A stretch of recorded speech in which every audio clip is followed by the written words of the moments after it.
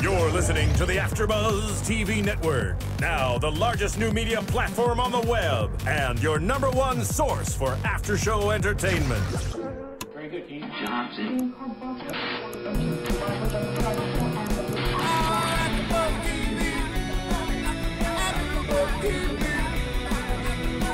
From the AfterBuzz Studios in Los Angeles, California, presented by Maria Menounos and Bing.com, and streaming live thanks to Akamai Technologies, this is AfterBuzz TV's WWE Monday Night Raw After Show. We'll break down tonight's episode and get you all the latest news and gossip. And now, another post-game wrap-up show for your favorite TV show. It's AfterBuzz TV's WWE Monday Night Raw After Show. Oh, yeah. 1, 2, party good down in jail. Prison man was there, they began to wail. Take the big advance to swing. You should have heard it like that timber swing. That's right. Josh's singing is about as good as Holly's dancing earlier tonight. Hello, everyone. Vegas for doing it today. We are doing another after show for WWE Monday Night Raw, live from Los Angeles. They were in Memphis tonight, the home of Elvis himself. The king. The king. The best ever. And Jerry Lawler. Yeah. Memphis country. You meant Elvis? I thought you meant the king the whole time. Oh, yeah. Both of them. That's right. Not a coincidence. Both kings. How about that? I'm your host, Cathy Kelley. Johnny LaQuasto is actually in London this week trying to find me a husband. That's right. So it's just the three of us. Hip, hip, hip, hip. He's up there in London, right? Hello, ladies. Hello, governor. There's been a murder. How's that? And the one doing nonstop impressions tonight across the table from me, the champ himself, Showtime, Josh Padgett. Oh, I love being here, guys. Love it. The champ is here. And I heard we've got some lengthy promos from you coming up.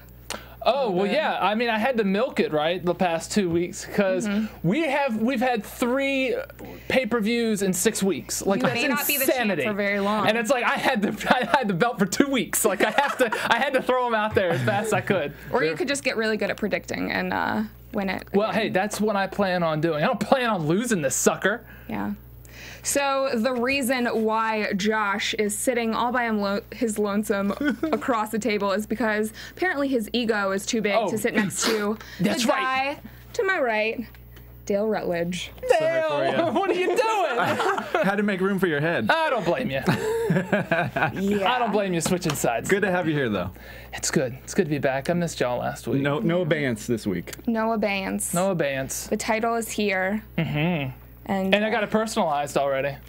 It's got my name on it. Wow. I just have to say that Christian Rosenberg was watching Raw with us tonight, and he goes, "Josh, how dare you write your name on that?" Deal with it. Deal with it. Yeah. He's the champ. He can do what he wants. My title now. That marker looks permanent. It is. I dig it. Permanent Crayola that he had in his desk. Justice. Yeah, So- we. I mean, so far, right? I mean, like by the end of the night, we've got another 5 matches, 6 matches set up now for this this pay-per-view It's coming looking up. like it's coming together. I didn't think that they could pull off this many pay-per-views in such a short amount of time, but the last one was much more interesting than I thought it would be. And this one looks like it's shaping up to be something good. Yeah, we'll have to make our predictions at the end of the episode. Yes. Yes. To try to fight for the belt. I know, and they'll probably have another one announced, maybe on Main Event or SmackDown. They normally are fitting in 7 or 8 matches. They had a bunch. They had 8 matches last time, right? Yeah, it was a lot. And then the pre-show, Yeah. Or it might have been 9. I think I got 8 out of 9. including the pre-show, it was 9 matches, I believe. Yeah, so they got a ways. So we're not really gonna have all of our predictions obviously tonight, but we'll catch you guys up by the end of the week. And they will be tweeted out right before, so you can see what we predicted. For shizzle. So let's get into Raw tonight, live from Memphis. We kick off the night with Steph and Triple H coming out looking very cute together. Locking lips. There's a lot of PDA going on, and then they start talking, and we're reminded why they're mean people, essentially. Steph talks about Hell in a Cell, and as Dale said we'll make our predictions for Sunday's pay-per-view later tonight. But Steph says she guarantees a new champ, and Triple H backs her up, says that his friend HBK will be there to ensure it. That's why you voted for him. And Big Show takes over the Titantron, says he's suing the McMahons for the millions of dollars that they took from him. Stephanie is not happy about this.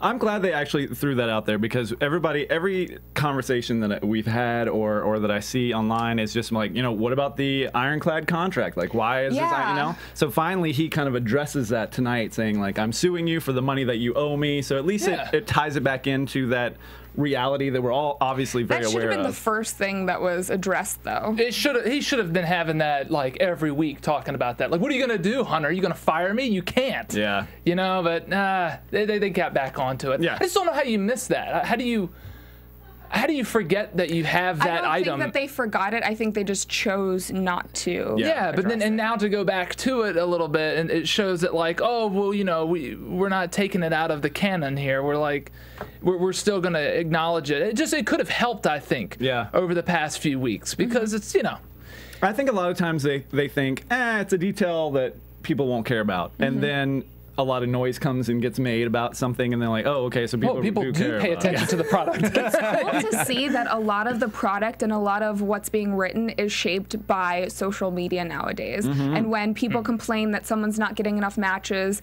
like Ziggler was trending every single week, and finally we saw him on Raw again tonight. Yep. But I feel like a lot of the fans are dictating what we're seeing. And it seems like WWE usually is kind of resistant to what social media is saying as far as like wrestlers, internet sensations getting, screen time. Like Zack Ryder, basically his career got, reintroduced. It got injected with like a new adrenaline just because of his internet show. That changed their business pretty much. Like, oh, we have to pay attention to the social media stuff. But the fact that they would like ignore that Zack Ryder, like that one night when they showed the poll of like how many like followers you have. They didn't mention him on the number of Twitter followers, and I think they went from he should have been 4th or so, and they put Miz as the 5th one, who at the time had just over half of what Ryder had. What? Not over half. He had no, he just had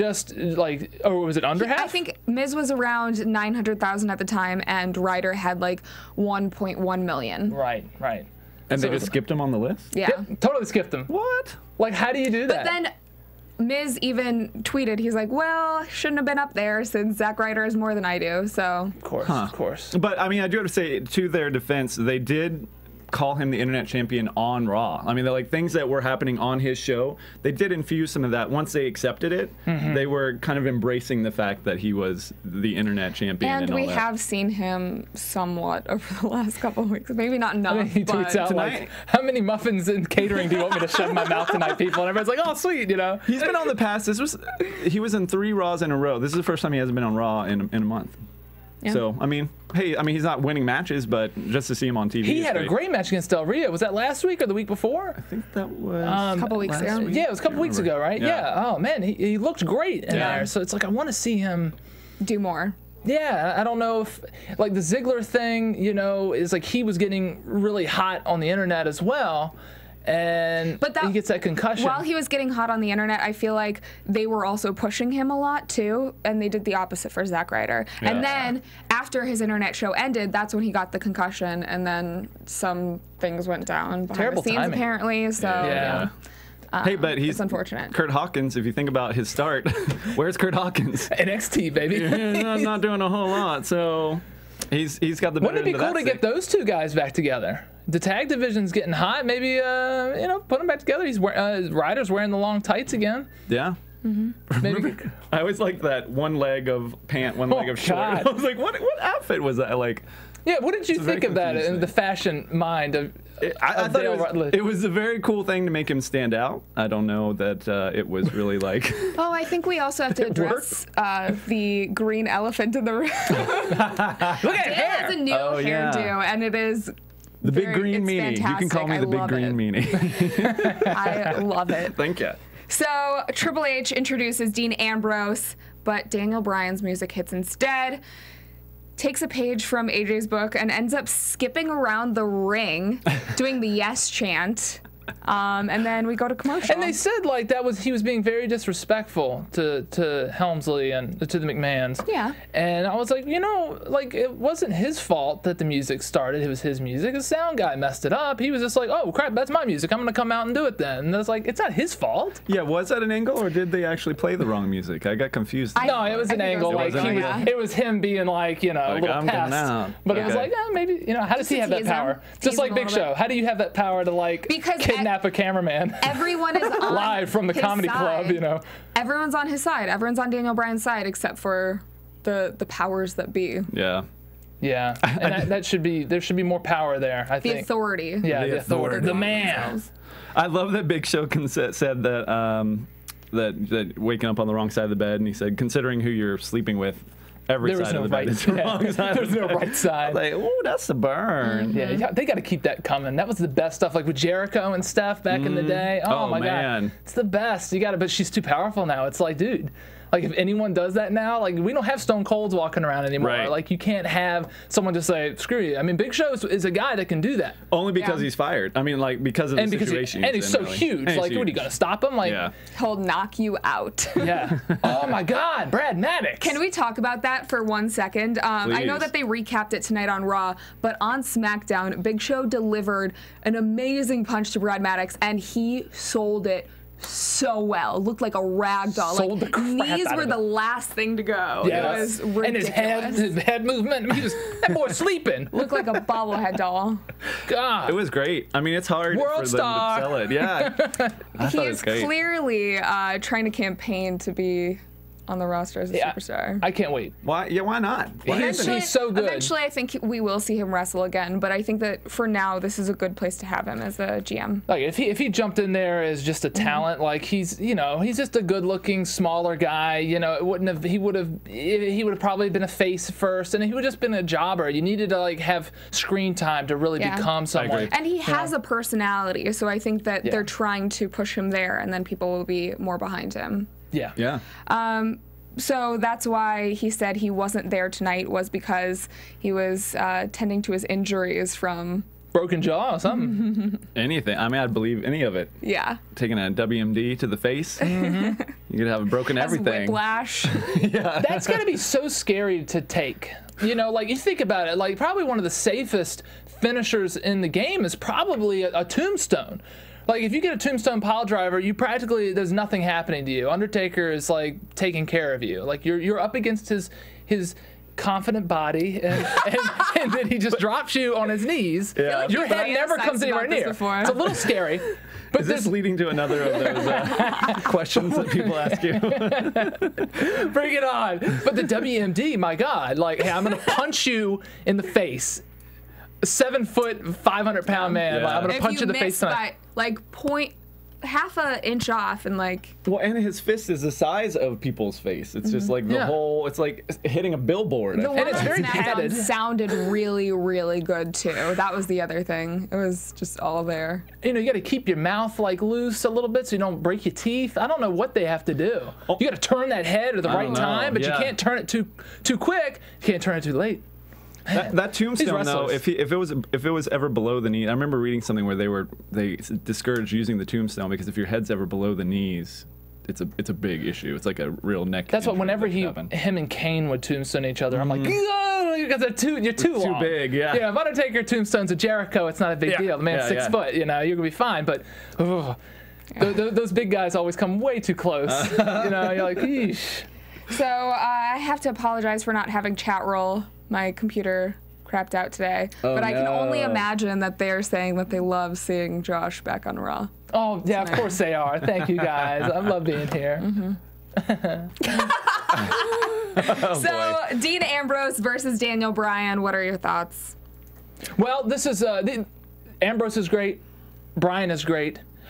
But I feel like we've seen Bryan versus a Shield member like for the last year and a half. We have seen that. Well, they only debuted a year ago. I know. So. I'm just saying. Like it's felt like you feel like it's been a year every and a half. Raw. It's them.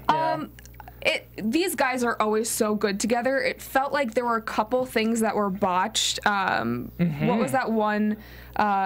it looked like Ambrose lost his footing at one point. Daniel Bryan went for a tilt-a-whirl and just Oh yeah, somehow it got a little funky. He dropped him. They picked it back up very well. Yeah. But then there was another point when Ambrose started slapping Daniel Bryan, and it just, I don't know, it felt really awkward to me. Slaps to the chest. Yeah. It was. I thought it was a great match. I mean, there was a lot of good, strong like mat wrestling in this match, and I mean, we have seen it a few times before, but I don't generally get tired of it. I still think it was a good way to start the night, to kick it off. Yeah.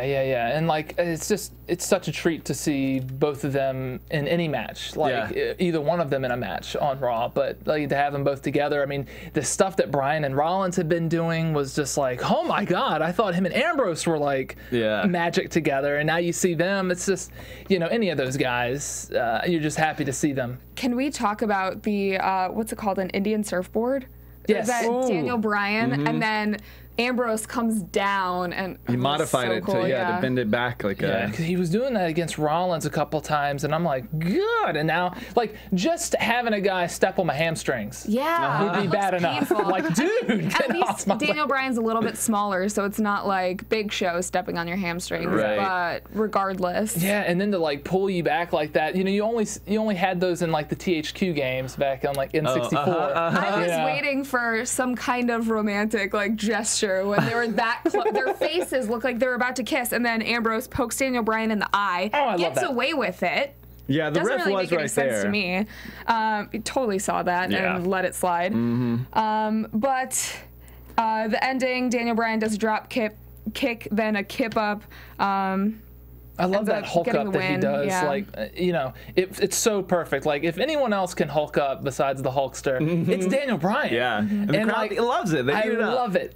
That was the other thing, is the crowd was so amped for this match that as a viewer, you were too. What a way to start Raw. Yeah, you got Triple H and Steph out there, Big Show live from the Improv down the street, or behind Boy Provich, like in the back. I love that. But then you have Ambrose and Bryan. Like, it's a great way to start. Now you're just worried, like, we got to come down now. Right. You can't just boom, boom, boom, right? Yeah. I wonder if there's anything. I mean, there's no real feud, but I mean, I feel like Ambrose could be someone they add to the pay-per-view with a match. He's incredible. I mean, he's such a talent. Yeah. But that when he fell out of the ring, was that during this match when his knee tweaked? Oh it, yeah, like, we saw. bent sideways. We got a bunch of replays from tonight's match, and it looked like Ambrose blew his ACL out, and it looked bad. But he still wrestled the entire match and looked flawless. And that's what usually these guys do, except unless you're Sin Cara. Anyone but Sin Cara plays through the pain. I got a paper cut. I bit my ear funny. All right, wrap it up. We're done. We're done here. I dislocated my finger.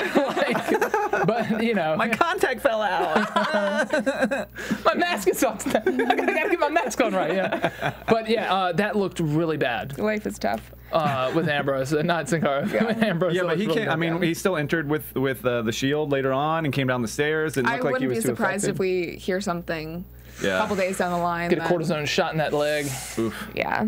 So we go out with a yes chant, and we also learn that Daniel Bryan has never competed in Hell in a Cell before, so this will be his first time on Sunday. It is weird that he's never even been in a Hell in a Cell, but this is the second time that Shawn Michaels has reffed a Hell in a Cell. I have more experience refereeing at Hell in a Cell than you do having a match. So crazy. I mean, obviously he's wrestled a lot longer, but it's just so crazy. What a weird fact. Yeah, and Orton's been in there definitely a couple times. He is. I think he's won twice and lost twice. Right. He lost. Triple H. Yeah. Batista maybe. No, Undertaker. He lost to Henry and Taker, and then who did he beat in there? I'll find out. Yeah. I'll look it up. I wrote you it guys down know- somewhere. But we definitely know Tweet he's us. been in there a couple times for sure. Yeah. So it's like, I mean, they need to be stacking onto that more. Like, Orton has a huge advantage because he has Hell in a Cell experience. Yeah. I love that because we cut back to the back, right? And that's when Triple H and Steph were back there. I think first we saw CM Punk, and then he's on the mic, talks about the Hell in a Cell. Oh, yeah, sorry. He beat Sheamus and Cena in Hell in a Cell, Orton, and he lost to Henry and Taker. That's what it was. So he's 2-2 right now. So.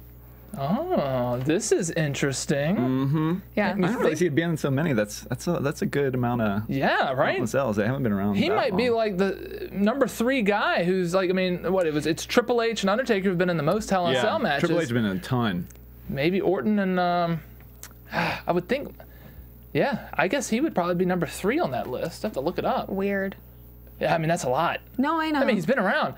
I still can't get over how young he is, and like looking at that list online about of current roster, how many years they've been active in the business. Because Orton started so young. He started so young. Yeah. Like Fandango and him have the same amount of years. That's crazy. In the ring. Because he came in around the time Cena came in, right? It was right around that era. Evolution. So like young 2003, 20s, right? Yeah. He was real young. Yeah, he was in that class with them.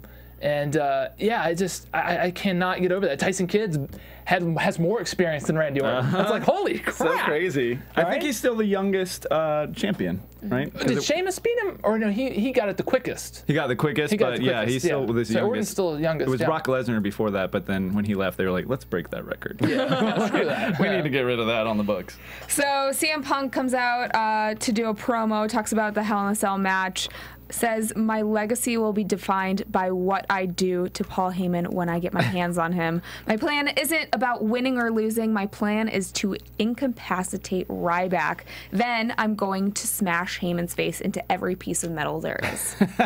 That is a very foreboding prediction of what's going to happen. He's like, my legacy will be built on this one match. I mean, he's already an amazing wrestler. I can't even imagine. Promo. Like, Promo Punk. It was, yeah. We get mad at John Cena for doing that all the time, and now Punk's forced to do it like every week. You're like, man, I got to look back at Cena now and be like, man, I can't get mad at that dude. Like he had to be the company man, and Punk's got to do that now. Yeah. It's like every week for the last 6 weeks, or longer than that, they've been having this Heyman thing, and it was nice when Brock was there. Yeah. Every time he's on the mic, he just commands the entire room, though. So I fully support. But so does Cena. Like those two are the best on the mic in the business right now. Cena's really good, but I feel like fans. Well, yeah, but we give Punk so much more leeway. But it's like you watch the last few weeks, and it's like, man, I need something fresh from Punk. Like I need him.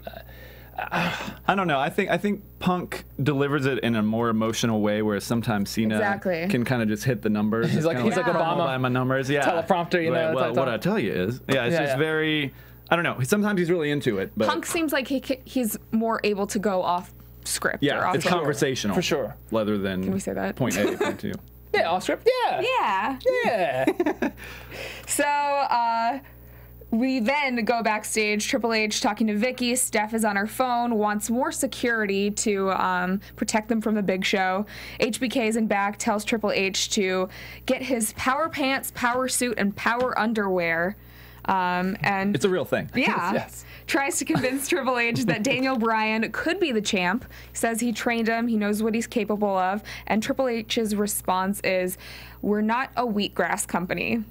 That is why Daniel Bryan won't be the champ. You don't think he can be champ? We're not a wheatgrass company, Sean. That really tickled me. I really like that. Take that, vegetarians.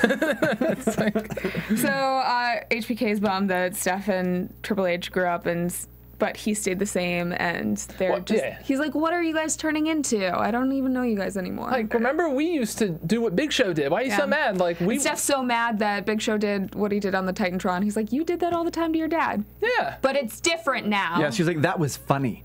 This isn't funny.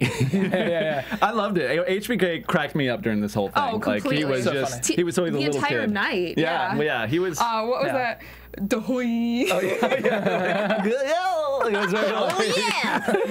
Cartoon-esque. I loved it. It was great. It was great. And I think the reminder from him felt very real to me. You know, it was like Tripp's like, what, are you serious here? It seems like a real life situation where, you know, you still like to have fun, but your friends are just so serious. Right. Yeah. They've all grown up. They have kids and stuff. They have kids and married. You're like, you come to visit from out of state, and you're like, guys, we're gonna get drunk, and they're like, we have to go to bed. The kids are sleeping. We have Home Depot tomorrow. Like, watch a show on Netflix, something we DVR'd, and then go to bed early. We've got some wine.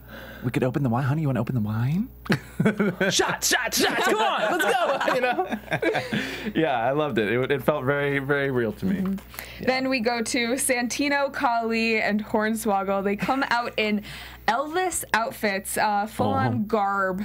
Santino is just dressed head to toe like Elvis, and Khali and Hornswoggle both have the unfortunate wigs. Khali looked good in the wig. I thought it was an improvement. I was like, agree. dude, let this be a thing. Like, have him wear that all the time. Like, he just forgot. He doesn't want to take it off.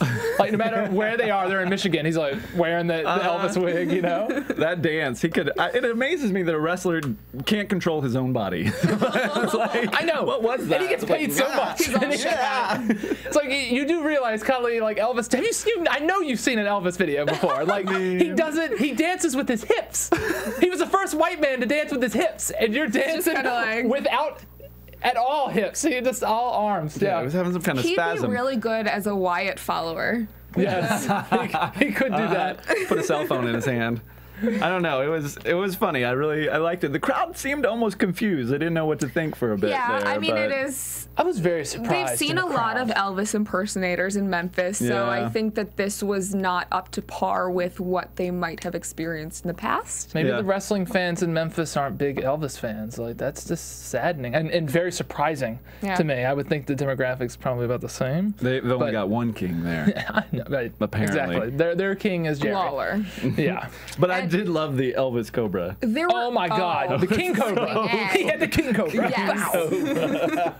That was amazing. And I mean, Santino's always gonna put on a fun show. 3MB, same thing. Santino starts doing judo chops. Right. Another ode to did they explain that at all? Well, yes, right? Yeah, the Elvis took judo or whatever. Karate and judo. Maybe it was karate. Taekwondo. Yeah. Like he did So it that all. was paying homage All to. homage, yes. There's an awesome story about. I'm a big Elvis fan. And, you know, Do your best Elvis impersonation. I don't do Elvis impersonation, but I did win it in church back in 2002. Can you do like the Elvis impersonating contest in church? Yeah.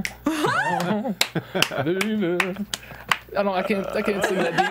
Wow. It must have been a very small church. Very small church. I got 3 people I went against. And I sang that song, Jailhouse Rock, which I didn't know the lyrics to. What was I talking about with Elvis? Elvis, you're a big fan. King Cobra? No. King Cobra? Judo? Yeah. He has an awesome story about him like messing up Alice Cooper. You know, Alice Cooper was like, you know, starting to get cult favorite back in the 70s, and like him and like that first deep throat porn star chick, what was her name? That Amanda Seyfried. I mean, I wouldn't know. I'm just saying, Amanda Seyfried played her in a movie. Lovelace. See that? I knew I could save myself on that one. Kathy, nice. dirty girl. Nice. Yeah, Lovelace. Yeah, he went up to this like Elvis wants to see you, and he got patted down in this party and sent him to this like penthouse room. It's in the dark, and he's in a gi. And he's like, "Hey, come on over here." And he's like, "You're Alice Cooper." And he said he grabs a loaded gun and tells Alice to shoot him. What? And he's like, he's sitting there going, he's thinking hard about this. He's like, I could be the guy, if I shoot him right now, I could be the guy always known as the guy who killed Elvis Presley. But I don't want to kill the king. I could shoot him in the leg, and I'd be known as the guy who shot him in the leg. The moment he thought about the leg... go to prison. Yeah, but he's Alice Cooper. He's badass. He's evil. Alice Cooper looks down at the leg, and it comes up, and a roundhouse spinning kick knocks the gun out of his hand. What? And he catches the gun and puts it... He knocks it out of the hand, and he's just like, that's what you do with an armed gun. And I'm like, oh, snap. Alice Cooper told this story like 2 years ago. Why is this not on Behind the Music? That's what I want to know. But that was like cocaine, drug-filled Elvis Presley, like prime Vegas. Shoot me. Best Elvis. episodes of Behind the Music. Oh, my God. Yeah. I think they only make them if there is that kind of history. Yeah, look it up. There's an awesome story online. I might have got some of the details wrong, but that's about right. About that. Oh, my God. So yeah, Santino pulls out the Elvis Cobra for the win, goes over to the commentary table and says the only king in Memphis is Jerry Lawler, and Khali, Hornswoggle, and Santino all do their best Elvis impressions. Even Jerry does. And we go to commercial. Yeah, Jerry got up on the table and did it. Yeah. So Ziggler finally gets a full entrance again on Raw tonight. Full Ziggle Wiggle. So no jobber entrance. Do we think that means he's back in good graces, even though he didn't get the win tonight? Yeah, but it's against Orton. Nobody's getting the win against him. Yeah. I mean, to help build a program to a pay-per-view, I think that's a good match to be in. Yeah. And I mean, that's like we were saying, right? That's like a future pay-per-view main event right there. Yeah. Ziggler was selling everything so well tonight. Man. I mean, he's always good at that, but that backbreaker tonight from especially. Orton, and Ziggler just is like, just oh my God. fish out of water. I love it. It's like those two are like, you could argue those two are the best in the back.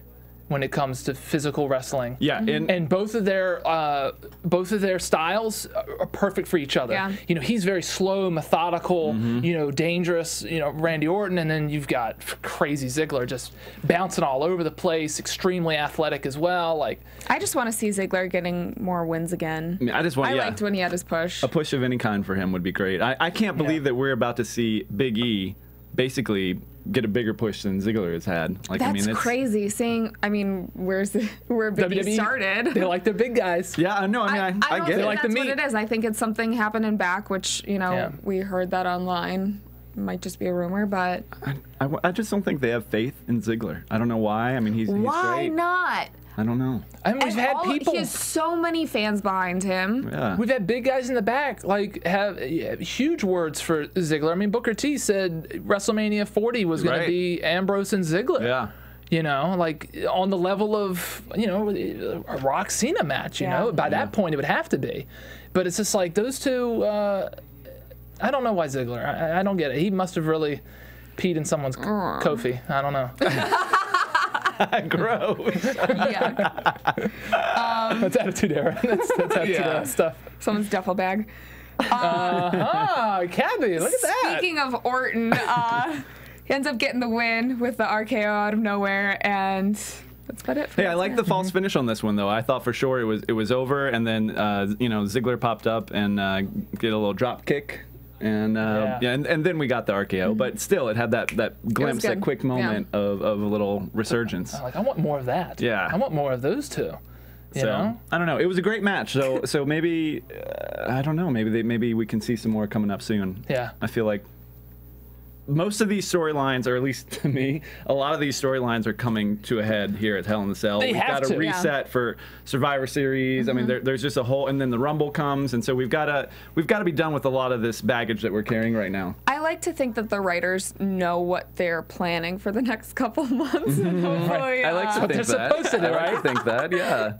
Yeah. I would like to, just from the, well, this happens later, but I mean, I hope there's a plan heading into Royal Rumble at this point. Like, I mean, I would think they're doing that. Yeah, well, I think like what Raven said was that they plan WrestleMania and then they write backwards. Tick backwards. Yeah, which is so that's almost like many TV series where they plan for the finale. They know what's going to happen, and then yeah, exactly. But I think like you should take a, you know, I would think, you know, like you think about like with Breaking Bad, like they just threw the M60 in the trunk in the beginning of the series of the season, and they're like, we don't know what we're doing with it.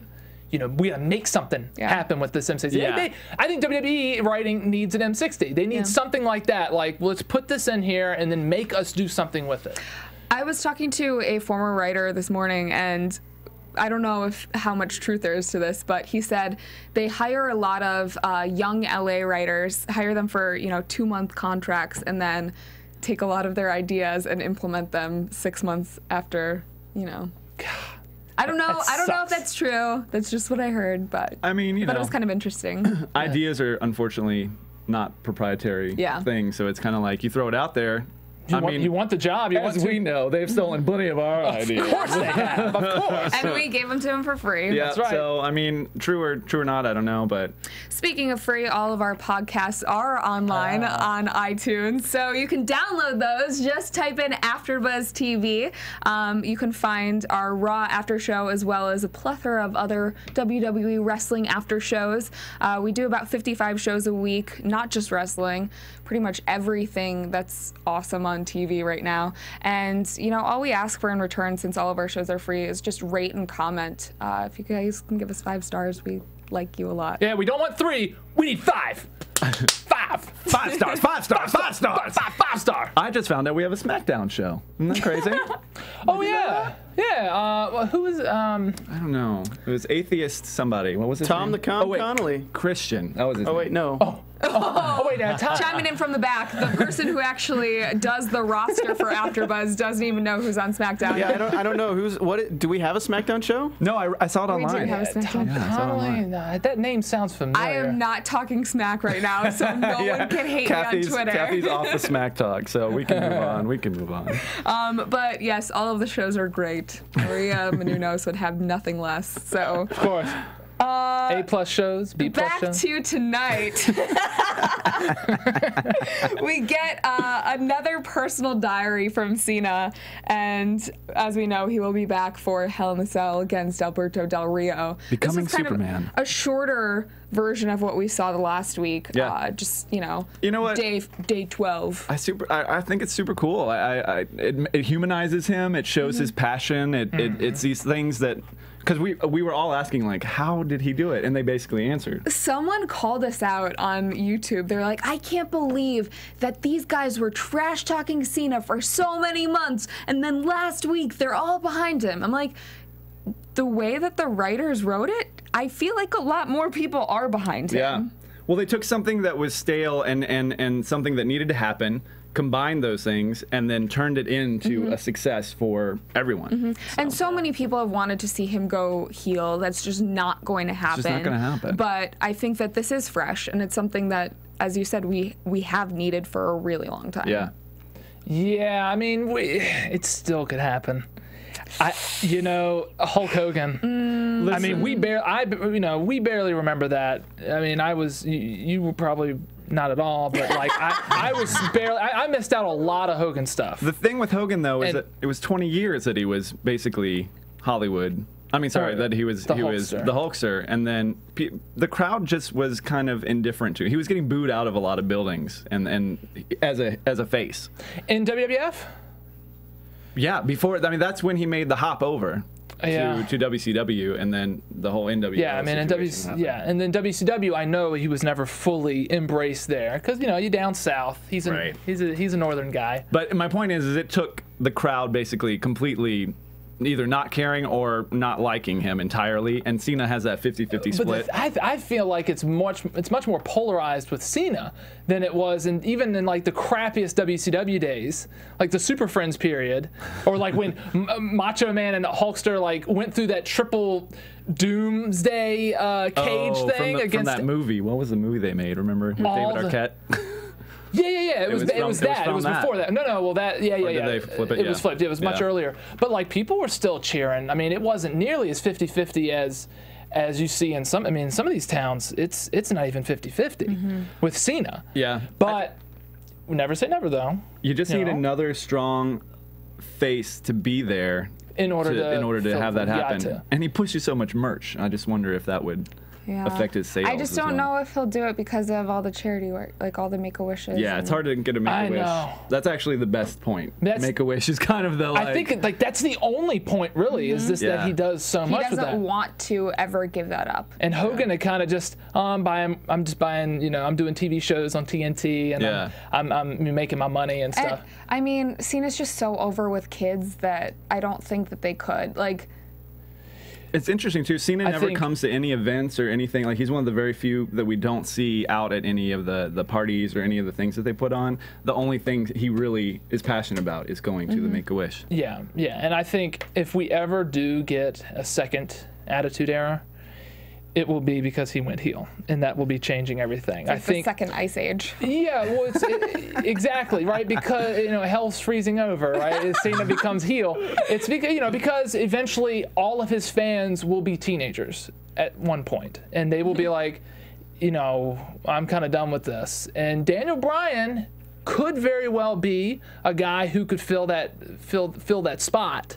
But not like a Super Cena though. But he that's why this whole storyline was very interesting, and I can't wait to see it finally come to an end.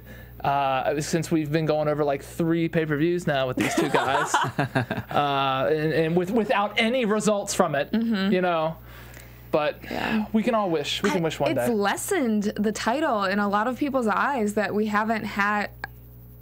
Well, the world. Right.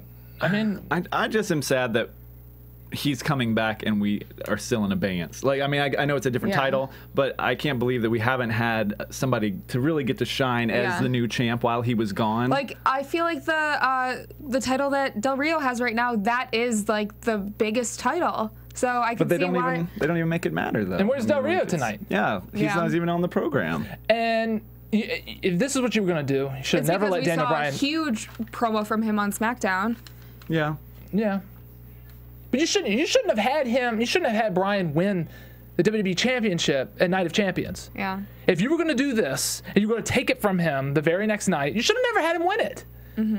Because we know how that looks. Oh, that was awesome. Yes. And then you took it away from us. It's like, so how are we going to get excited this Sunday when he wins in Hell in a Cell? Or not. No one's gonna. I mean, everyone's gonna be like, "Oh, well." So awesome at SummerSlam, and then SummerSlam, yeah, not Night of Champions, SummerSlam. I mean, the second good time. Good God, it's been going since SummerSlam. Oh my God, it's kind of crazy. SummerSlam, Night of Champions, Battleground, Hell in a Cell. Yeah, this has been a rough time. You had something real gold here, and you know people can. Are you over and I don't it? want to sound like a complainer. I'm just saying. Like, I think a lot of people share the same feelings. Let it on out. You know, 2011. Feelings time. 2011. Oh, we're taking Age a trip. of Punk. Okay, when that happened, that really got me because I wasn't watching regularly. I was just like. Tuesday morning, I would just check and see what's going on, what was going on with Raw, and then I saw some rumblings right before. For some miraculous reason, I watched a Raw when Punk did the promo, the pipe bomb, and I went, "Holy crap!" I'm telling everybody, this changes everything. They're like, "What? Like wrestling? Like this changes? This is a game changer." Yeah, and it was. It was. And then Punk had the title for 394 days. Was that what it was? 364. 364. I thought no, it was over a year. It was like 394 Oh yeah, you're right. or something like that. God, he had a long time. Yeah, but that's what makes it important.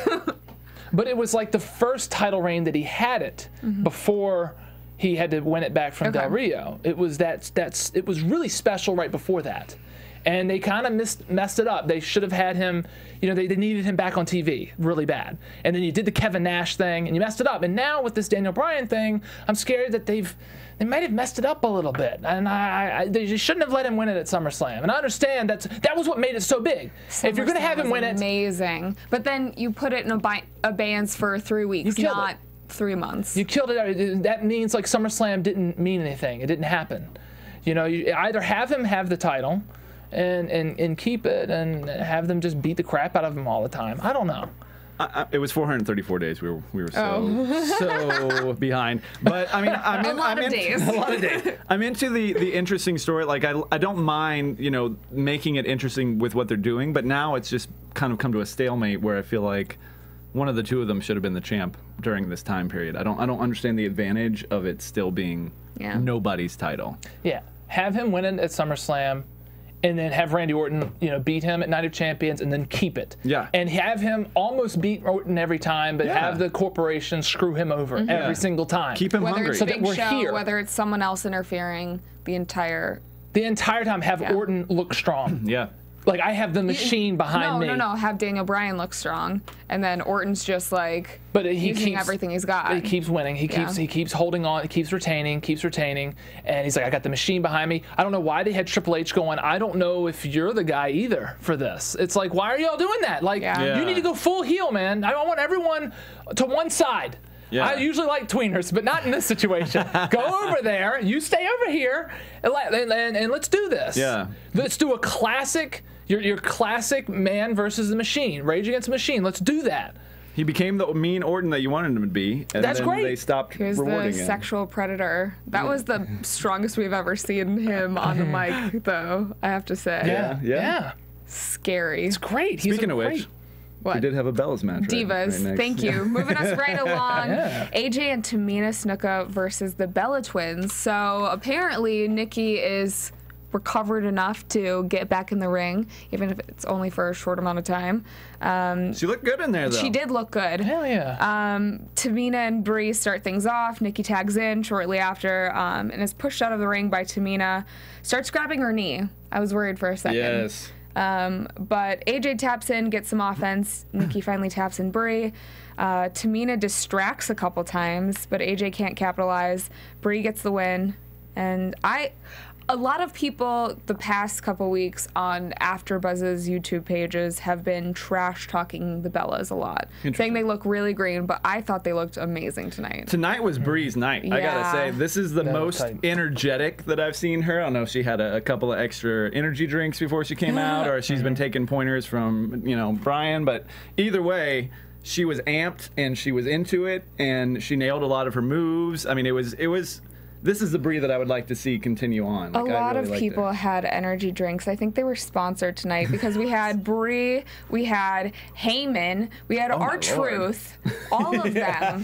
Something was in the water in Memphis. I don't know what it was, but they were all on something. Yes. Yep. Heyman was exploding. And then R-Truth was, I don't know. He could have sold best 3 salesman cars. ever. Just like R-Truth was energetic. Heyman had like a 5-hour energy Red Bull cocktail. It was nuts. It blew my mind. I was like, what? And how Ryback could sit there with such a stoic stone face was amazing. That was hilarious. Yeah. But anyways, back to the Divas match. Yes. We do not want to get off topic. But it's great to see Nikki back. I mean, like I said, Brie was great. I was surprised Tamina didn't really get to shine in this particular outing, but she's a powerful one. They're so wary to use her in the lead role. I think that they just kind of want to see her be more of a valet and then wrestle occasionally, not overshadow AJ. She's looking more and more like Diesel every week. She like, looks good. She's keeping up that Hercules workout or whatever she got I up think for. that should be definitely, like you were saying, Kathy. Like that should be her spot. Like she's the valet who slides in there when the ref's distracted, and I would love to see her. I know she could do it. Start doing that jackknife. Just do it. Why not? You're wearing you just look like him. Why not just do it? Yeah. I think those girls could handle a power bomb from Tamina. I think so. You know, why not? And I would love to see that. AJ is perfect. That's what they needed. I love that move with them. It's just like, where's Tamina at? I'm excited to see. I mean, I like that this is a slow build, but I think a Tamina AJ match would be really, really great for a pay-per-view. I think they could definitely. AJ, I think, you need to turn everyone against her, and that's the storyline. Is finally she has no friends, and where does she turn to?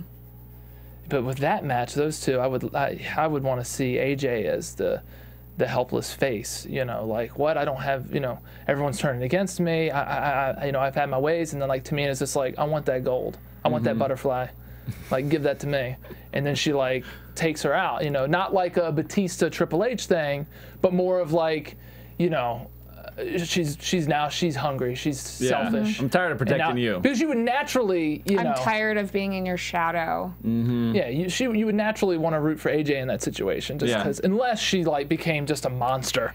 Although they have been, I don't know if I see it, but they have been showing us week after week after week AJ versus Brie. I think it kind of seems like they want to put the title on Brie. I get the impression, we'll get to it later, but she is my pick for the... Whoa. Yep. Yeah, I mean, where else would you go with this, AJ's had it for a while. Yeah. Not really. She's had it for a couple months. Well... Caitlyn had it much longer because I think they just didn't know what to do. I don't think they had a lot of after options Eve at that left. point. Yeah. They were like, just hang on to that for a minute. Yeah. So they announced another match for Hell in the Cell. Another match for later tonight. The Usos versus Rollins and Reigns for a #1 contenders match for the tag team title. Which is confusing because I thought Usos were the #1 contenders. That's what they announced last week, and now they're like, oh, maybe their rematch clause we were overshadows that. Or maybe they're like, oh, well, I want my rematch clause. Well, no, we're the #1 contenders. All right, you fight it over. Work it out, fellas. Who gets it? Who gets the title shot? Renee Young backstage says things are getting crazy tonight. We get a little recap from SmackDown of Big E's face turn. And then Heyman and Ryback and Axel walk by. This is where Heyman just went crazy. Heyman promo was lava. Talking about volcanoes and stuff, and says CM Punk can't get past his monster Ryback in the ring. Big E cuts in and says, I'm no marginal talent. Axel fires back with, where are your manners? And Curtis. Then Heyman holds Axel back, even though it didn't really look like he was going to do anything to Big E, and says, don't fight for free. Good advice, though. Good advice. Yeah, always good. Always sound advice, especially when Big E's standing there. Yeah. So... Oh, man. Renee looked gorgeous tonight, by the way. Hello. Yeah. Yes. Yeah. She had like a new do or something, too. Well, extensions? You have extensions in there? I don't know. Good. Yeah, whatever it Everyone's is. looking like their hair's looking good. Yeah, maybe they got a new Memphis hairstylist. Yeah, whoever's in town was doing a good job tonight. Who was it? Nikki? Nikki looked good. Her hair looked different. Vicky, not so much.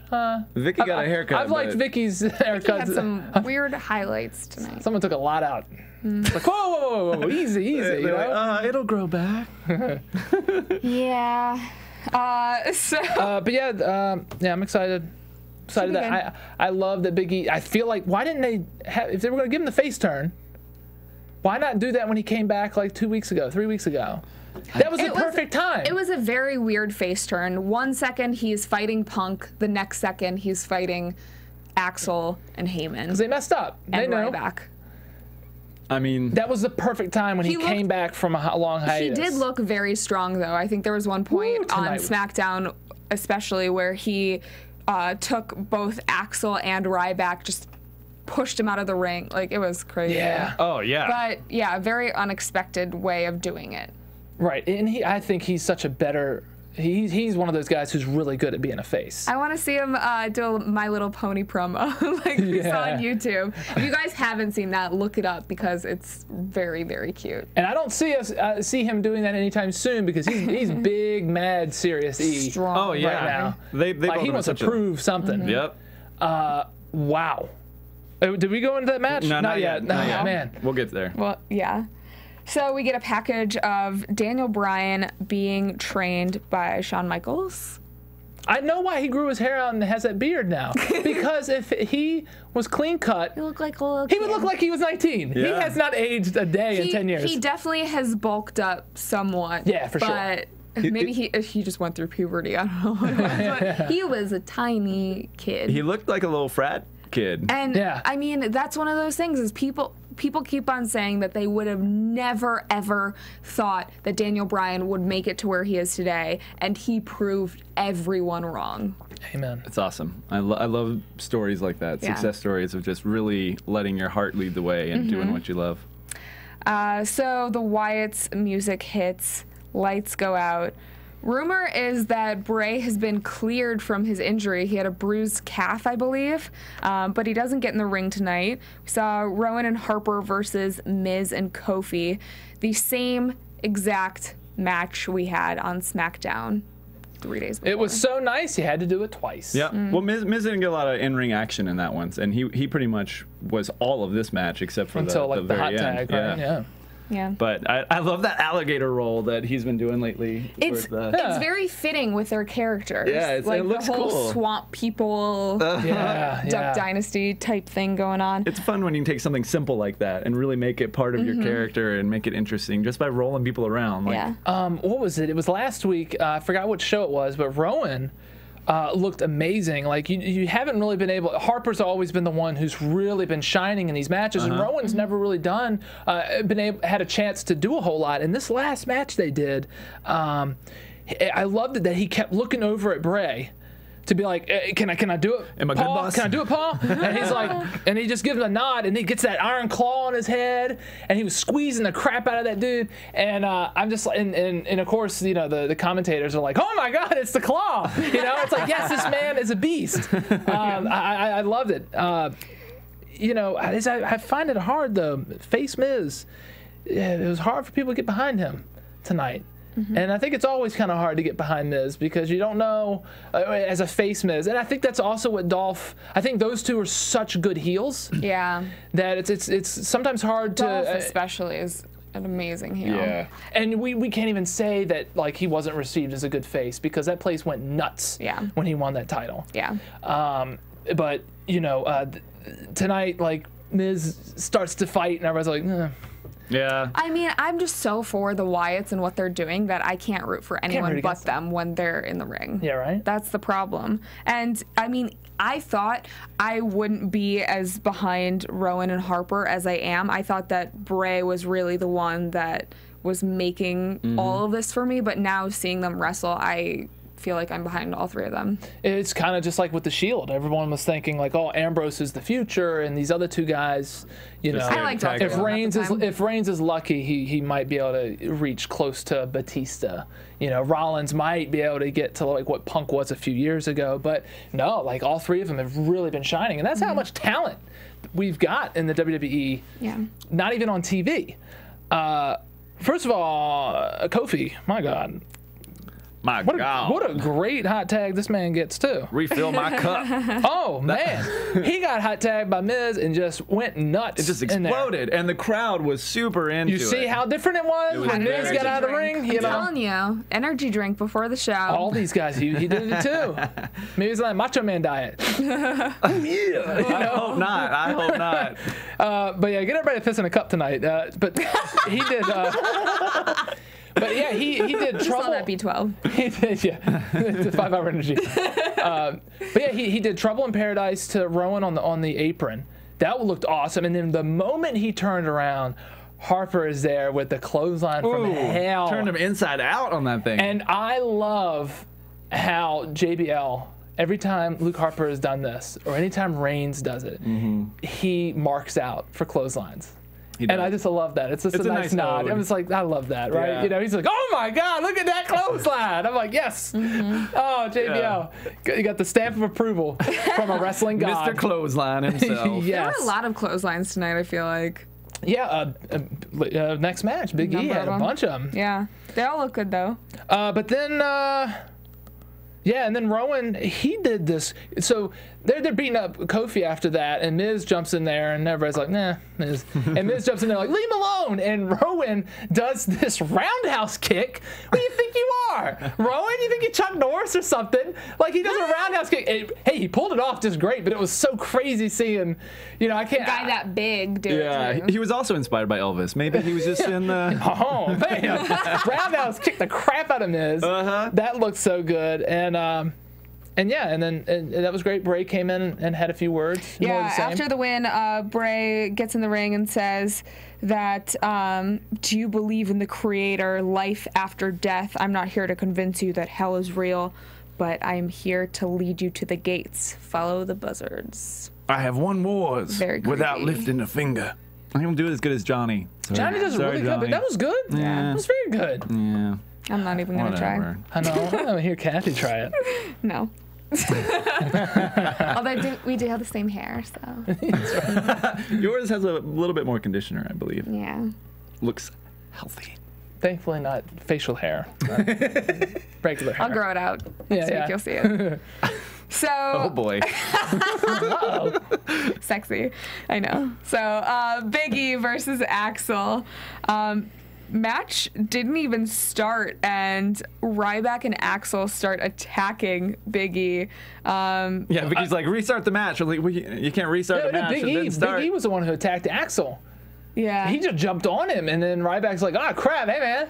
And then, we just didn't get the bell didn't ring yet. Spills outside the ring, and I think Heyman ends up hitting Big E with a kendo stick. CM Punk finally comes out, starts attacking, and Vicky comes out and calls for the match to restart, even though it never actually started. I was loving this, though. Yeah. Big E looked like a beast. I mean, they were building him as a strong house. He was taking them both on. He took a kendo stick to the back and was like, what was that?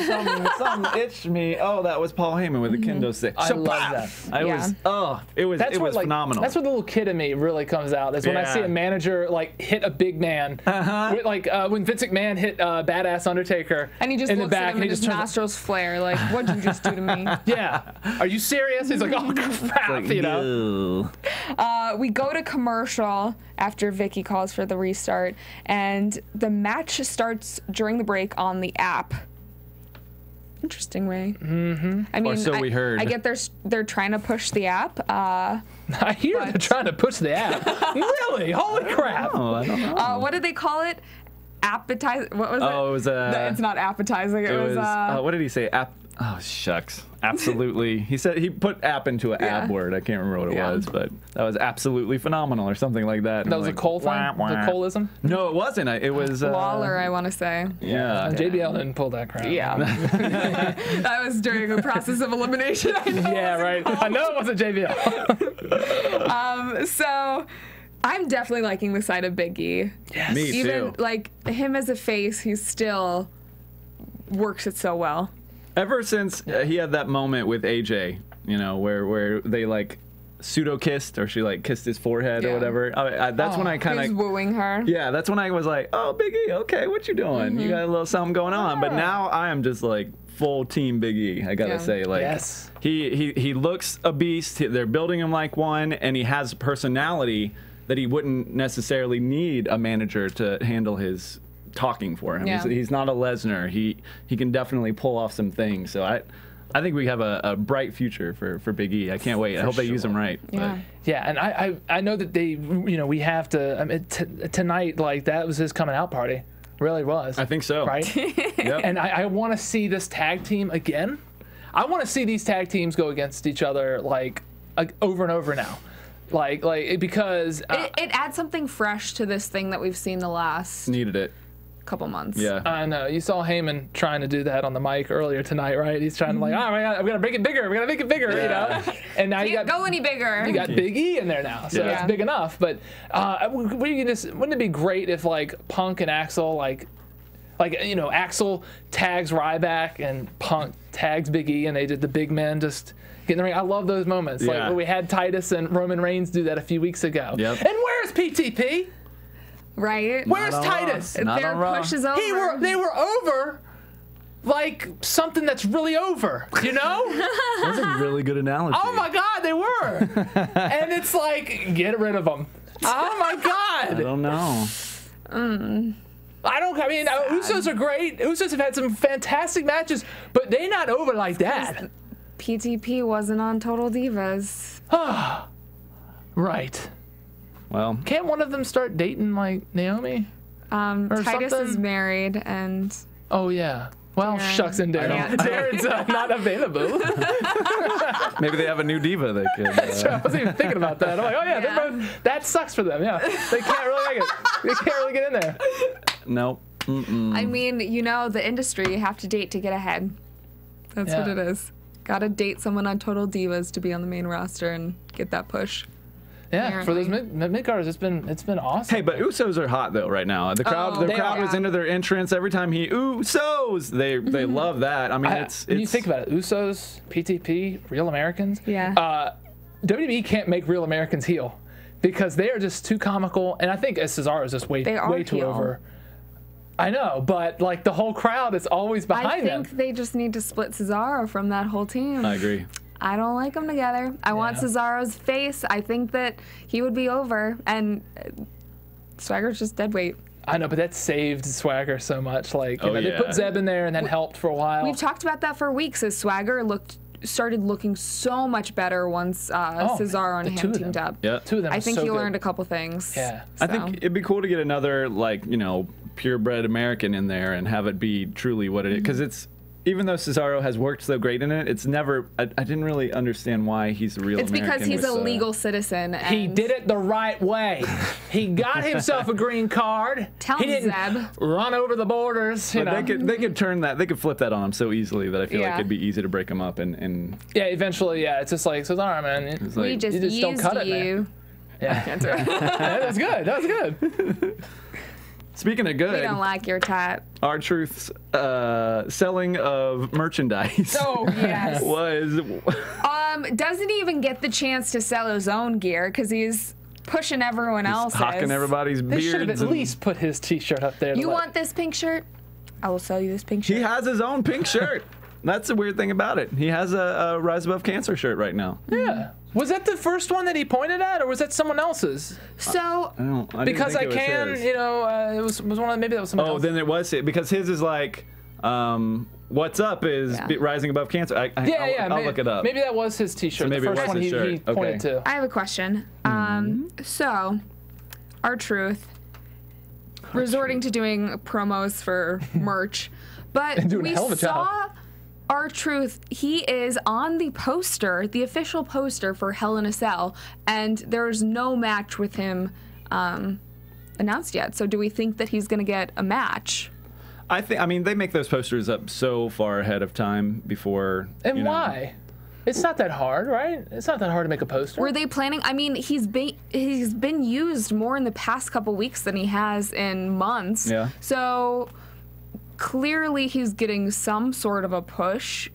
I was happy just to have him on the microphone again. I mean, it was sad that he had to hawk, other people's wares in order to get back on the mic. But we've only been getting his entrance, and like we've said, that's been kind of, a little boring. He's best on the mic.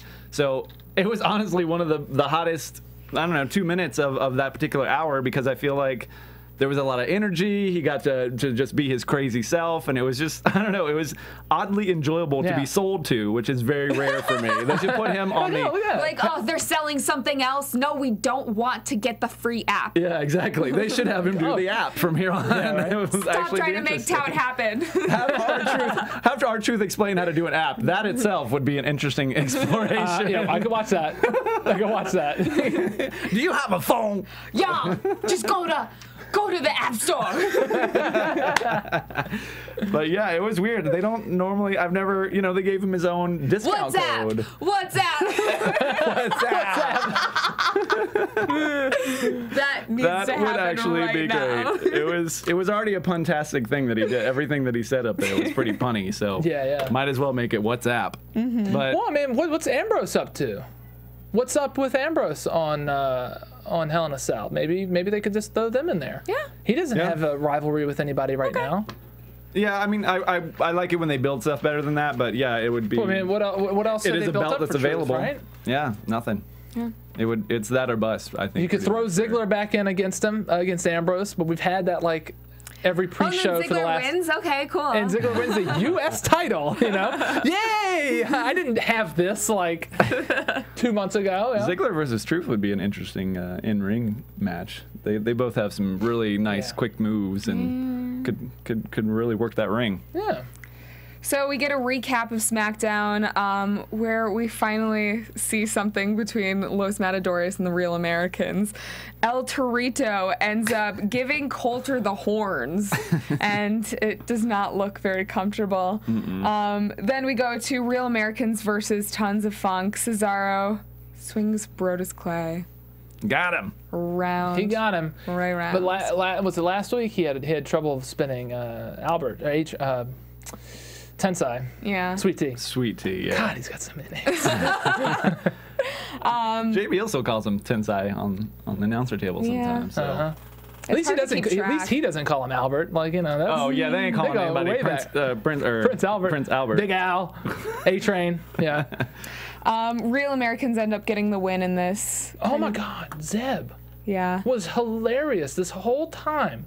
He came out there and they showed the replay of him getting messed up by El Torito, and I love his like melodramatic angry face. He's going Super Saiyan or something. He's like, ah! It's like boom, And then he goes and sits down next to JBL, who he used to manage way back in the day. The first time Zeb Coulter came out there, JBL said, "Oh, it looks like an uncle I used to know," or something like that, because he was like Uncle Jebediah or something. Zebediah or what is that old cartoon with the guy who he just has the Yosemite Sam. Yosemite Sam. Oh my gosh! If someone can make side by side Zeb Coulter, Yosemite Sam. They are very similar. That mustache alone. Oh my gosh. They should put a cowboy hat on him. And Zeb Coulter just needs to bang, bang, bang. I'm pretty sure Yosemite Sam was slightly racist as well. So I know. they are the same. I like that. Yeah, him and JBL together were hilarious on there, because JBL was backing him up with everything he was saying, and they're like, "How can you say that, Zeb?" It's like, "Are you kidding me?" He's like, "Listen to the man. The man's speaking the truth." I mean, but interestingly, most of the time was spent building the Los Matadores feud. Like he didn't really talk about Tons of Funk. Finally, at we get all. that. We've been talking about that for weeks, and we're gonna get it. We are finally gonna get it. This is the first time we haven't, since they debuted, this was the first time they haven't been on Raw, the Matadores, but 3MB, who is the only people that they faced on Raw, did have a match. Yeah. So if you're trying to build something, it's weird. Weird booking and to not have them on the match. I mean, on the show. Maybe he lost his bull uniform or something. I think they needed to give El Torito a break, and next Raw or sometime soon we will see Cesaro swing El Torito around 1,500. Oh yeah, has to happen. We're definitely getting it that. must happen in this rivalry. Yeah. Oh my gosh. I'm sure. And Zeb pulls out a bullwhip after the match is over, cracks the whip, and he says, I got something for him now. Yeah. My newest little friend.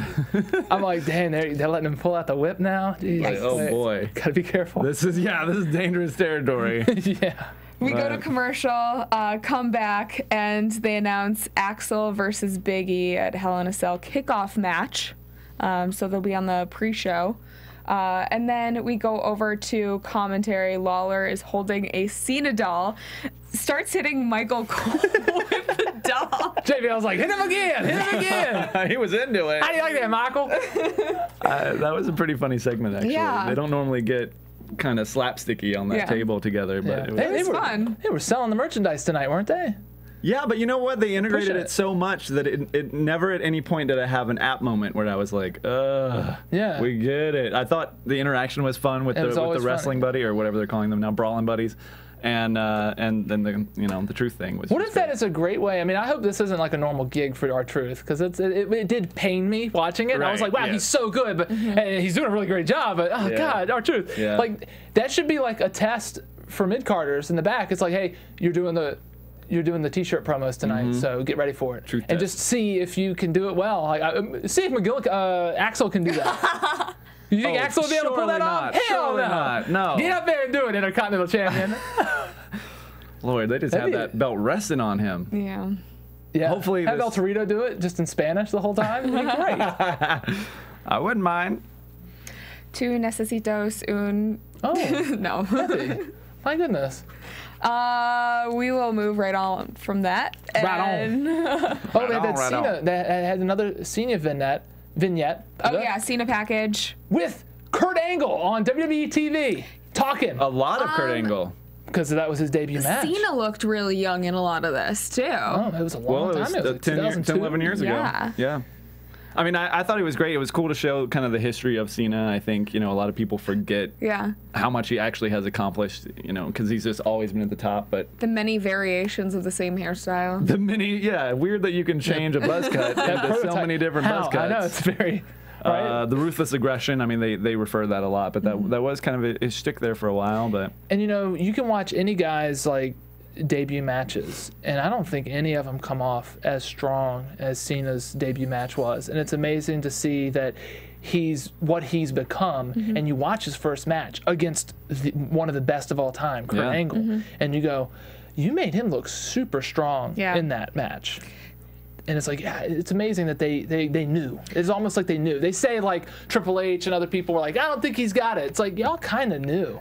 Because you made him look hella strong in that match. I love seeing the backstory to some of these wrestlers and hearing like, oh, he's wanted this since he was 8 years old. Right. And then you get behind that person. Like, I think someone sent us a video of AJ crying when she met Lita, and that just endeared her so much more to me. And it's like, you were such a fan, you worked your entire life to get to the position that you're in, you deserve it. I mean, that's what you want from these guys. You want them to want this so badly. You don't, like, compare that to how Eva Marie, it's just very, like, she's never even barely watched the product. They asked your agent for, it's like, just a totally girls different... that were kind of athletic, and then... Do you have any alien hot chicks? Like, well, we got this one, so I don't know. Who on your roster is willing to dye their hair red? Is that the prerequisite? Yeah, so I mean, I agree with you completely. It's really awesome when they really had the passion and grew up wanting it so bad. Because to me,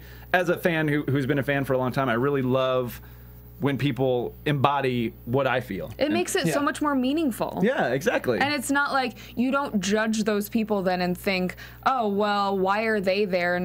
It's because they worked their butts off for years and years and years, and they dreamed about this every single night for decades. And, and the models, they will come and they will go. Yeah. There will always be models, but AJ's will be here to stay. That is why AJ has she just broke 1 million Twitter followers and has one of the highest followings of a WWE diva overall. Yeah. That's amazing. Yeah. So. And she's legit. Awesome. Yeah. She's legit. That's why I don't know. So that Total Divas TV show is really. You had some gossip for us though earlier tonight. Oh yeah, I was. Yeah. So AJ, it's rumored that she's with Punk now. They were spotted at Wrigley Field last month in September together. I'm changing your name from Showtime to TMZ. Oh, I work in that business. I hear these things. Yeah. But yeah, he and apparently some wrestling fans were tweeting CM Punk, messaging him about that, and he was blocking them. Mm-hmm. What happened to Lita though? Where's Lita? What happened to Lita? Right. So she was backstage at SummerSlam, right? Was she? I think so. Did you see her? I want to say she was. Maybe I just made that up. Yeah, Conan from WCW days, he was in a radio interview. So you take it with a grain of salt. But he said, yeah, they were together. I saw them together. I went to the Iron Man 3 premiere. They were on the red carpet together there. That's the last time I knew anything. CM Punk and Lita? Yeah. Okay. But that's the last, that's a while ago now. And he. That's out on DVD. Maybe he got really excited from her promo that she cut on the Total Divas, because remember he tweeted about it. He was like, "That's how you do a promo." Hell yeah! And he's like, "Hey, why don't you?" He's like, "If I show you my pop, Teach you a few things at the Cubs game. Show you my pipe bomb, I'll show you yours." What are you doing in Chicago, AJ? Yeah, that's a pipe bomb right there. Nice pipe bomb. Yeah. That says something if you're in your hometown, you're hanging out with a girl instead of your family. Well, his family life, it's a little different. But he's got his sisters, his unofficial sisters. But yeah, I know. Like, what are you doing in Chicago, AJ? You hanging out with Punk? Yeah. Where's Lita? Hometown date. Snap. Gas it. So, where are we now? Usos. Usos. Shield. I don't even know. Yeah, they so we got the Shield versus Usos, which is we get the Rhodes brothers for the number one contenders. Rhodes brothers are on commentary, and Cody, interesting theme music, right? Yeah, those two they had a little mashup. Yeah. I've heard of some mashups on YouTube. I like that. And honestly. This one was good. Yeah, it was good. Yeah, it's all right. It could be better. It could be better, but they usually work it out. They're like, well, let's do this for this week, and then they'll. I like send it to the more tech. than them just playing one or the other's music. I agree. Yes. I think that you should have both if you're going to do that.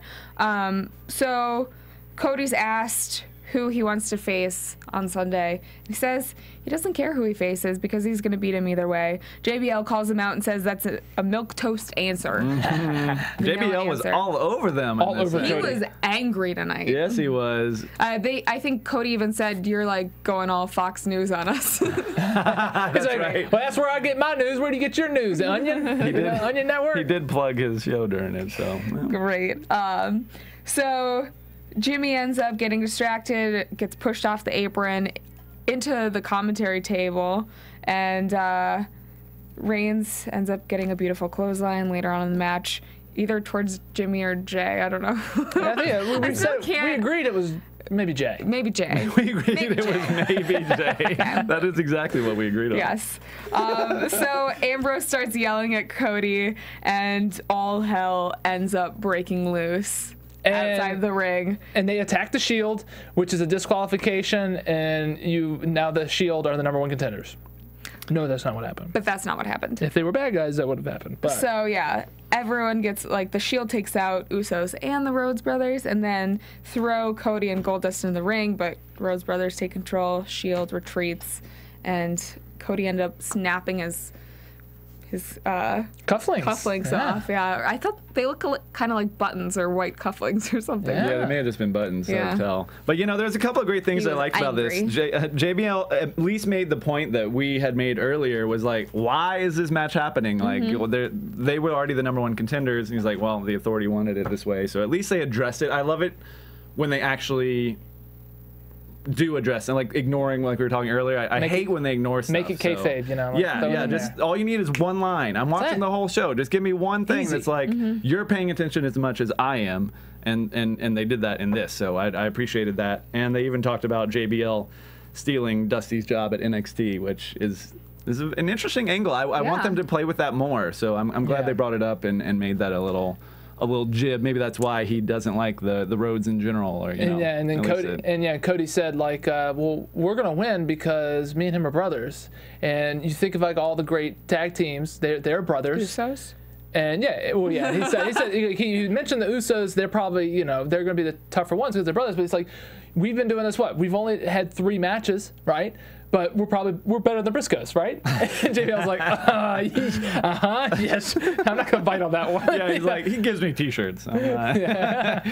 There was a lot of good back and forth on commentary. The commentary. Yeah. Agreed. And Goldust was in character. Now he's been kind of like flip-flopping back and forth as to how he talks. Fully in his attire, too. I like whatever they're doing with the entrance, and I don't know, they like changed the camera or something when Goldust comes out. Oh, yeah, because it was like tinted yellow. It was good. Yeah, it looks cool. It used to be when he did they used to have confetti come from sparkles. so Great it was all cinematography on that one. It was. All that glitters is gold was kind of his thing, and I think he even said that tonight, too. But Smash Mouth?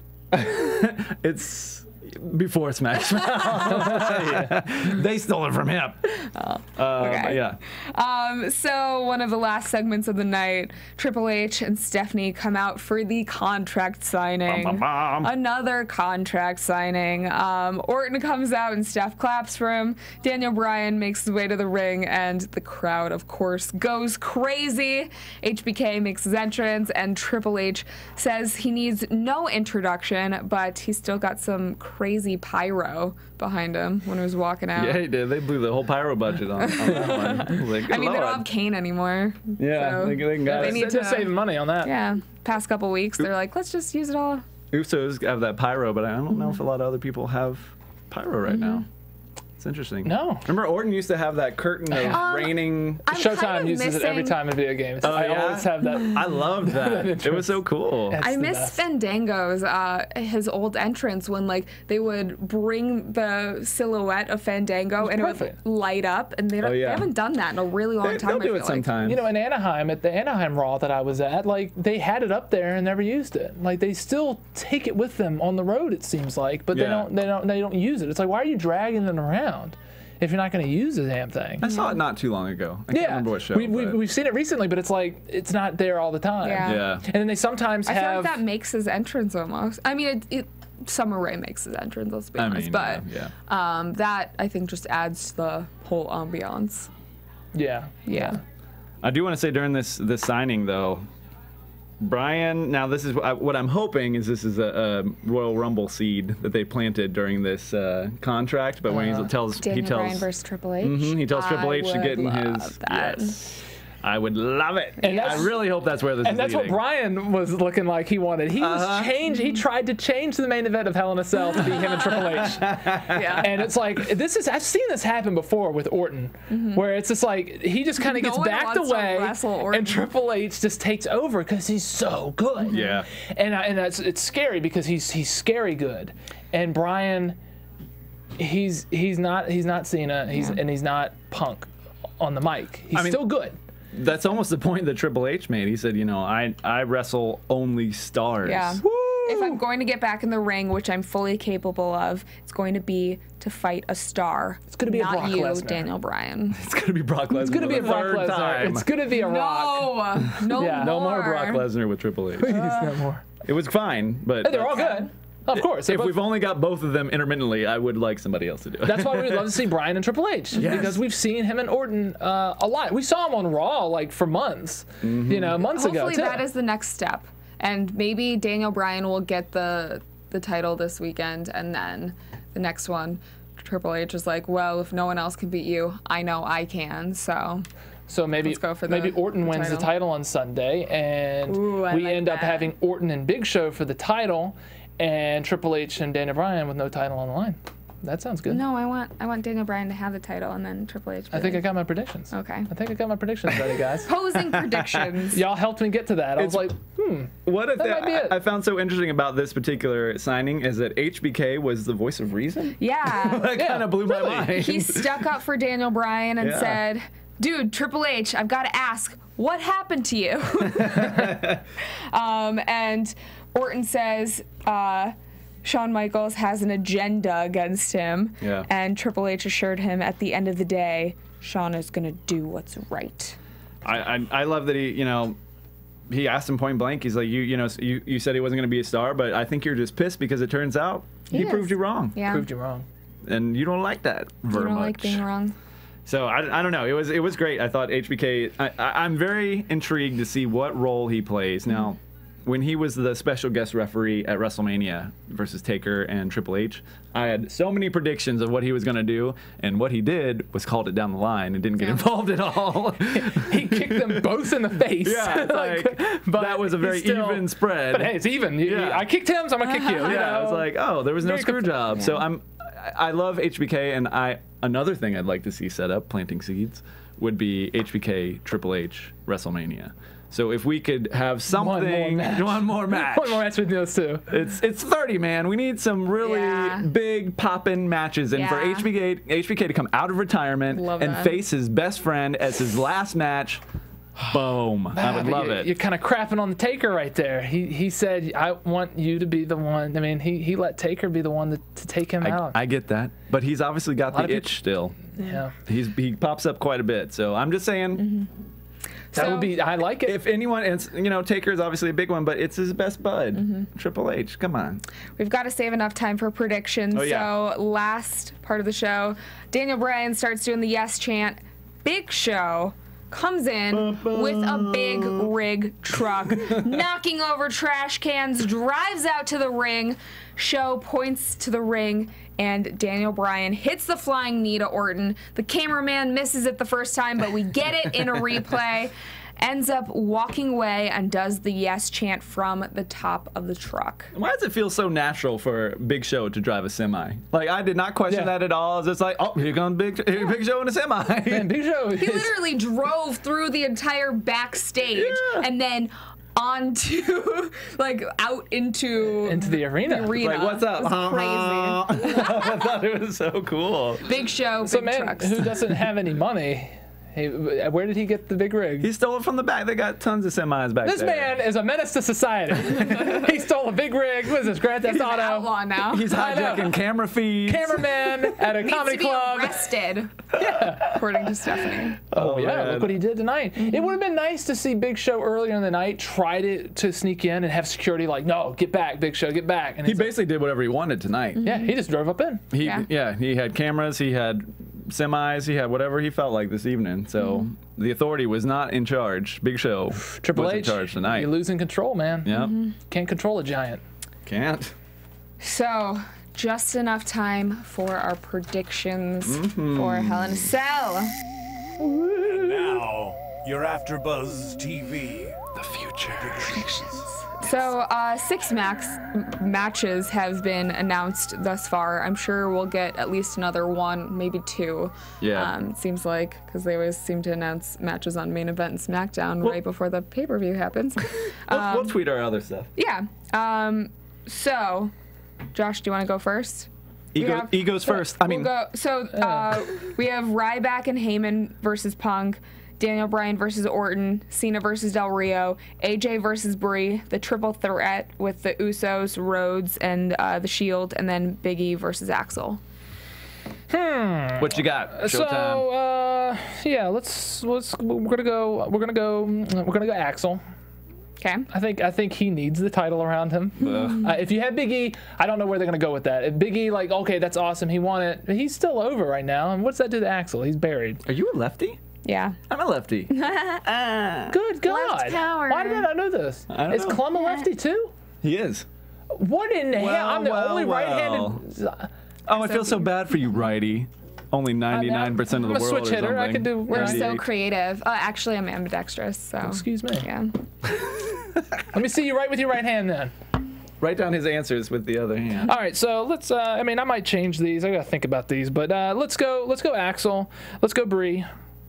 ADR's gonna break that arm again. He's gonna be vicious. It's gotta be. He's gonna break it, and he's gonna be healed all over. He's just, and Cena's gonna be like, oh, I'm back out. It's gonna be beautiful. It's gonna be beautiful. Is that legible enough for you? Can you read that? Josh sucks. That's what she said. With my right hand. Well, you did ask for it, to be honest with you. So continue what else? with your What else? prediction. Yeah. Maybe Ryback. Oh. I don't actually believe that.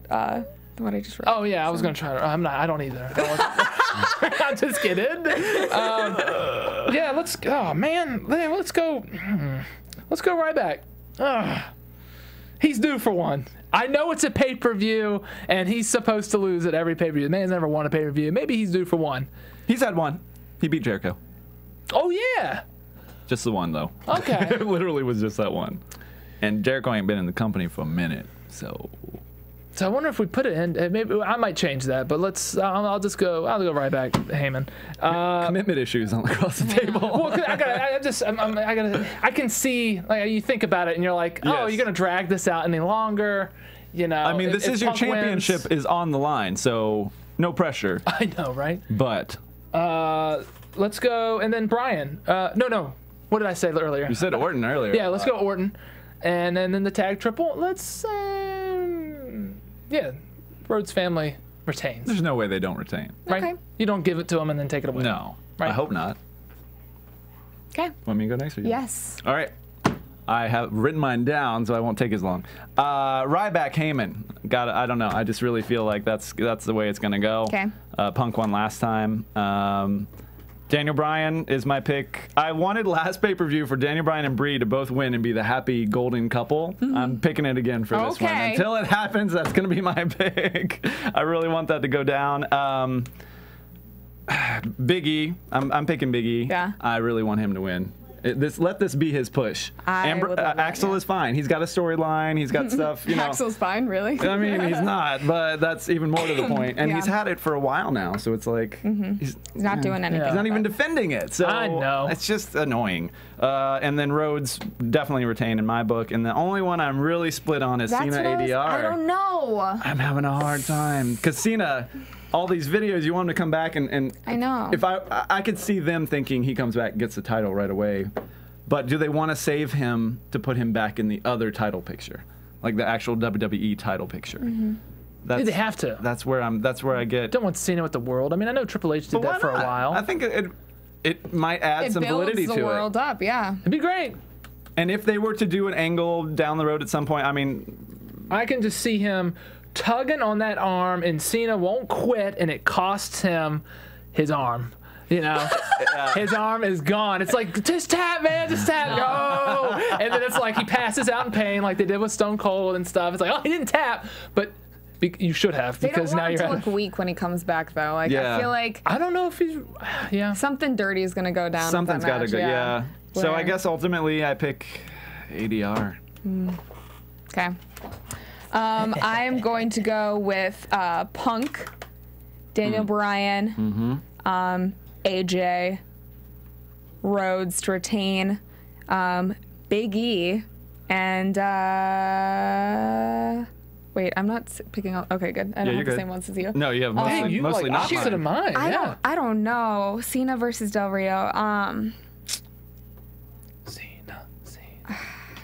I'm gonna go with Del Rio. I might change it on Friday though, because we still have until Yeah. Friday to make our I need to changes see if we do SmackDown need- to call Yeah, we need to watch SmackDown. Yeah. We got, because so much stuff could And happen. there's still a briefcase floating out there somewhere. We don't hear about it. Where is Sandow, by the way? Where are you, Sandow? Missing man. Oh no. He's Missing in action. putting all kinds of different paperwork in there. So he's using it to carry his lunch to work. I don't know what's going on with that thing right now, but it is not on TV for Raw and is a strange. I hope they want us to forget or something. I don't know. Yeah, right? So, Padgett. Put Hey, yourself over. Put yourself over. You know, the champ is Showtime Josh on Twitter, so check it out. For how long, buddy? For how For long? now. You can find me at The Walking Dale on Instagram and Twitter, and you can find me on YouTube at Dishing on Movies. We did a Walking Dead recipe this week. And you can find me on Twitter at Cathy Kelley. I was supposed to give a birthday shout out to someone, and I wrote it on my computer, and then my computer Oh, I wrote it died. on my hand. I'm It's so it's sorry. Callum. Callum! Happy birthday! Happy birthday, Callum! I hope we're pronouncing it right. So Johnny will be back next week, and we will have a full house. Unfortunately, Dale. I will not be here, but you will be missed dearly. I'll get my belt when I come back. Don't worry about it, Josh. Just I'll just keep it hang warm on for to you. it. Yeah. So make sure to tune into all of our WWE after shows this week and our pay-per-view after show on Sunday. And then, of course, we will be back here for Raw next Monday night. From Bing.com, executive producers Maria Menounos, Kevin Undergaro, Phil Svitek, and the entire AfterBuzz TV staff, we would like to thank you for listening to the AfterBuzz TV network. To watch or listen to other after shows and post comments or questions, be sure to visit AfterBuzzTV.com. I'm Sir Richard Wentworth, and this has been a presentation of AfterBuzz TV. Buzz you later. Yeah. The views expressed herein are those of the hosts only and do not necessarily reflect the views of AfterBuzz TV or its owners or principals.